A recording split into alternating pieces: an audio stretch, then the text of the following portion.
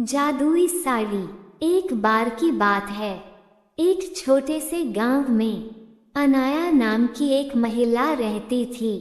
वो एक दयालु और अच्छी इंसान थी, जो हमेशा अपने और अपने परिवार के लिए अच्छी चीजें चाहती थी। अनाया के पास एक प्यारा पति और एक खूबसूरत बेटी थी, लेकिन उसकी सास शांता उसके प्रति बहुत अच्छी नहीं थी। शांता अक्सर घटिया बातें कहती थी और अनाया को दुखी करती थी। एक दिन जब अनाया बाजार में घूम रही थी, तो उसे एक विशेष दुकान मिली। दुकानदार एक बूढ़ा और बुद्धिमान व्यक्ति था। अनाया ने उससे कहा कि वो खुश रहना चाहती है और चाहती है कि उसके साथ अच्छी चीजें हों, भले ही उसकी सास निर्दयी थी। दुकानदार मुस्कुराया और उसे एक अनोखी साड़ी दिखाई। उन्होंने कहा कि ये जादुई साड़ी है और यह उसके जीवन में सौभाग्य और खुशियां लाएगा।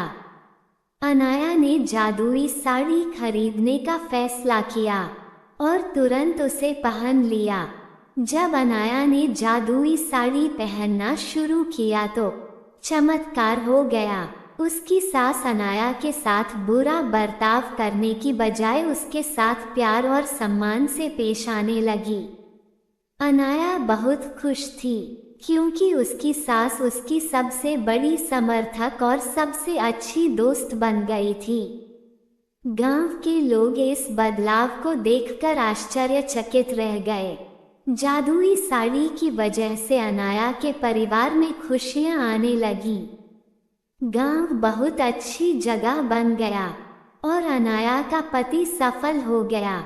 उनका घर हमेशा प्यार से भरा रहता था और सभी का आपस में मेल जोल रहता था। अनाया की बेटी एक प्यारे और देखभाल करने वाले घर में बड़ी हुई और वह बहुत खुश थी।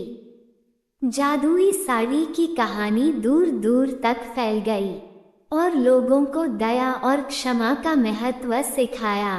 अनाया बहादुरी का प्रतीक बन गई और उसने सभी को दिखाया कि दयालु होने से बड़ा बदलाव आ सकता है, चाहे चीजें कितनी भी कठिन क्यों न लगे।